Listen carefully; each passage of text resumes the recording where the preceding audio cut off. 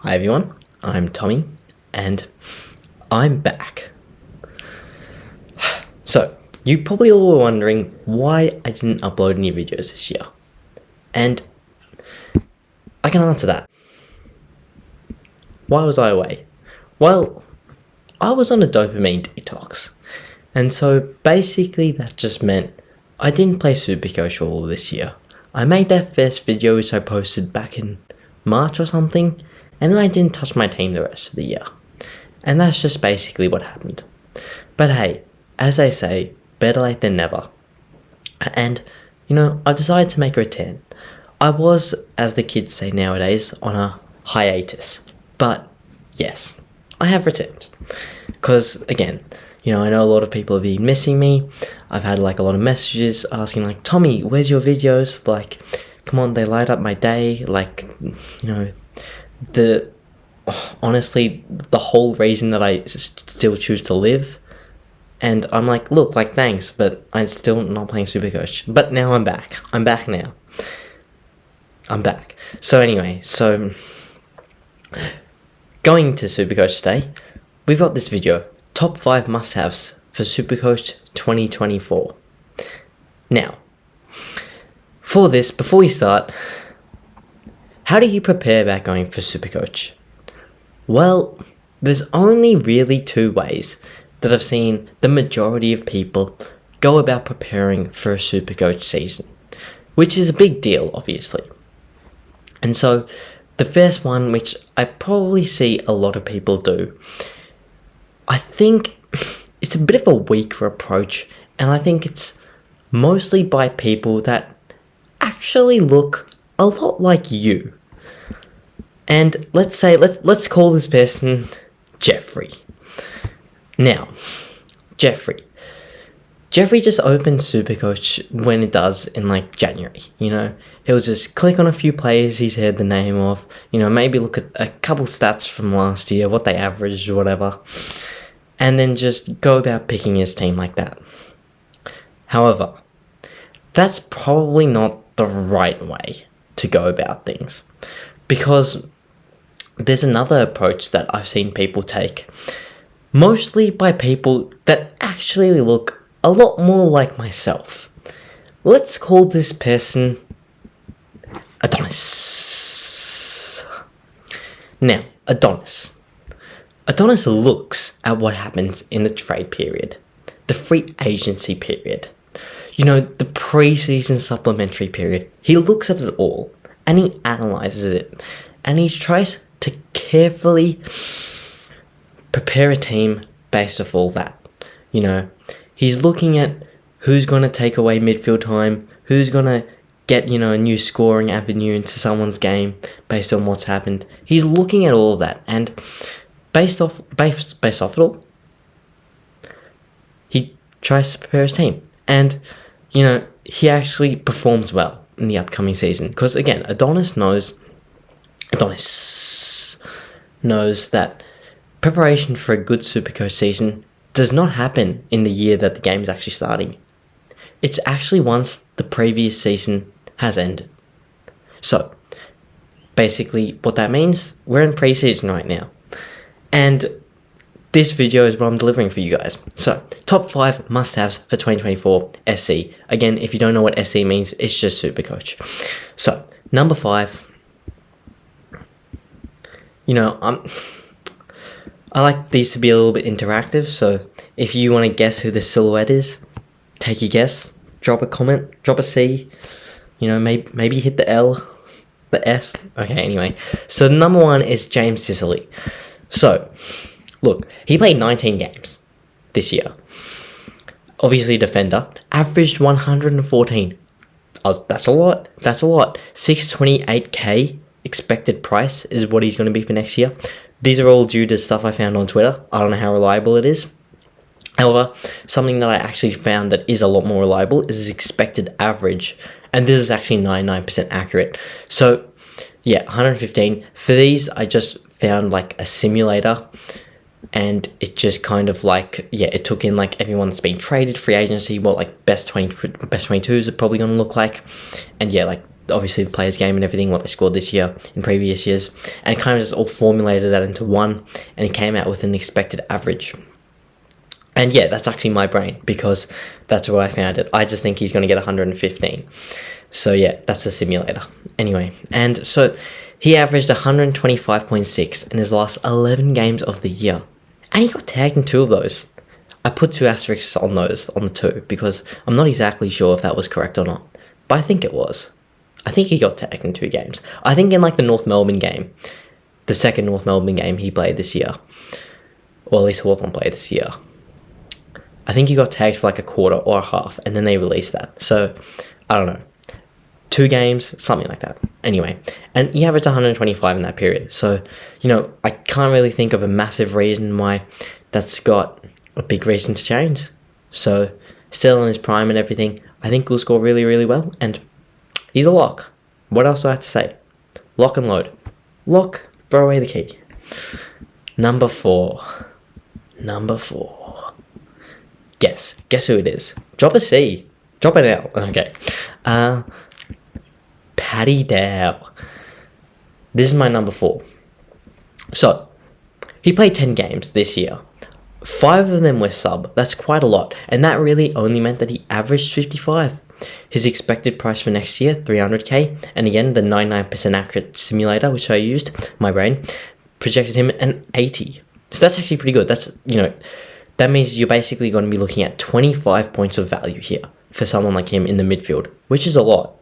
Obviously midfield is a stacked position, but to get 25 points of value, about 100k above rookie price for like those premium rookies, could be pretty good.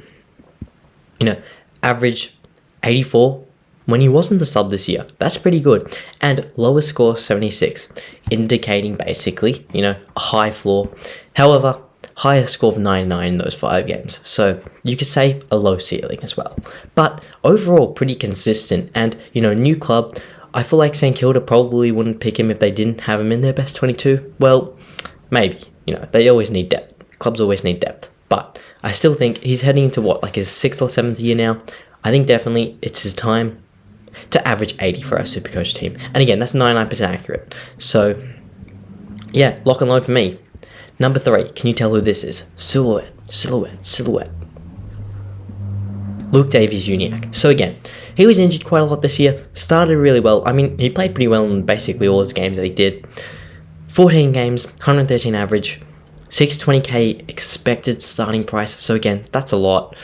But, as a premium mid, he's only getting better in my opinion. Really hitting his prime now. Projected average 117 next year, so a little bit of value. Not too much, but a little bit. And he did average 121 in his last 7 games of the year. And that was basically his last stretch that he played, because he was injured before and after this period. Again, he missed the last 2 games of this year, but he's recovered from that. That was just something small, I believe. So yeah, he's number 3. Absolute lock for me. So far, at least. Number 2. Guess who this is? Okay, well, it was Sam Flanders. So, look, he only played 14 games this year. I believe he wasn't even in the team for like the mid part of the year. But he came home really strong. Averaged 88 throughout the whole year. 487k expected price, and his expected average next year, 99% accurate, is 100. And that's really due to the fact of his last 10 games of this year, he averaged 106. And you could say, maybe that's just a bit of a flash in the pan type of thing. And maybe it is. But again, at least midfield-wise, I think he's still going to be getting a lot of opportunity. Like, you look, even in those last 10 games, basically, like, Matt Rowell, Noah Anderson, Touk Miller, they played that full-time. I think Touk Miller maybe missed 1 game in that stretch. Otherwise, that's their primary midfield, along with Sam Flanders, and they're just going to be in there the whole time. And so I think he's going to get ample opportunity and, a real chance to shine. That's what I would say. So, as a forward, I think he's a bit of a lock and load for me personally, and he's going to be in my team. An expensive forward, but 47k, not even like 500k, so he's not that expensive. And number one. Guess who this is? Another guy that's changed teams. Brodie Grundy. Crazy. So, he only played 17 games again this year. Averaged 86. which is not that good, but obviously, again, he was playing forward a lot of the time. His game time was only in the 60s. I can show you. I took this graph, or not graph, but anyway, this table of statistics. Look at his game time. It's basically all in the 60s, a few games in the 80s. This stretch from round 3 to 5, Max Gawn wasn't playing, so he was a primary ruck there. So he did play more, and he also scored really well. In those 3 games where Gawn didn't play and Grundy did, he averaged 138. So that's 138 as a primary ruck. Again, a small sample size, but it does show that he's still able, you know. Expected price of 475k, so heavily discounted, and expected average of 100. So again, he's 30. That's why I pegged him a little bit lower than, say, 130, which he was doing 5 years ago. But 100 is still pretty good for a 475k player. And then, again, yeah, this is just comparing his game time from 2023 to 2022. It's down a lot, down by probably 10%, 10-15%. Down by quite a lot. So yeah, that's the video basically. That's my top 5 must-haves for SuperCoach in 2024. And I mean, those 5 are who's going to be in my team. I don't know the other people. Well, I do know one more actually who's very much most likely going to be in my team. And that's because we've actually got a bonus here. So look, this one is pending that he gets signed, but it is a 99% chance of happening. And it's actually me. So 2023 average, at least 130.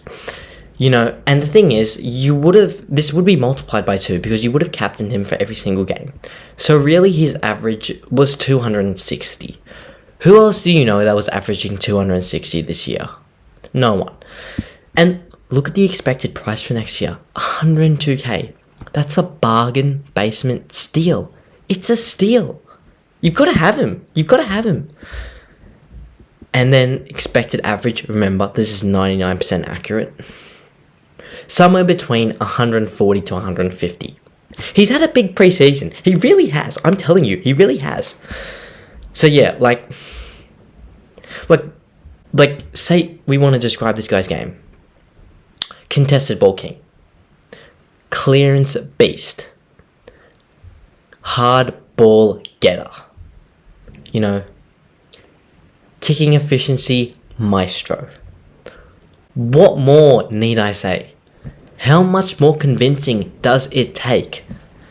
And look, some people might say, Tommy, maybe you don't know what you're talking about. Maybe you're a bit overzealous with this. Maybe you've just got a bit of a cocky, pompous attitude.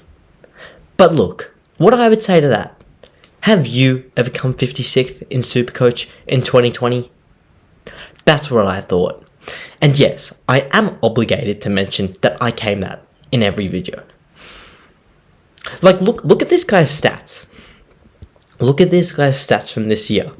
50 touches, 54 touches, 40, 42, 50. I'm just joking. These aren't his.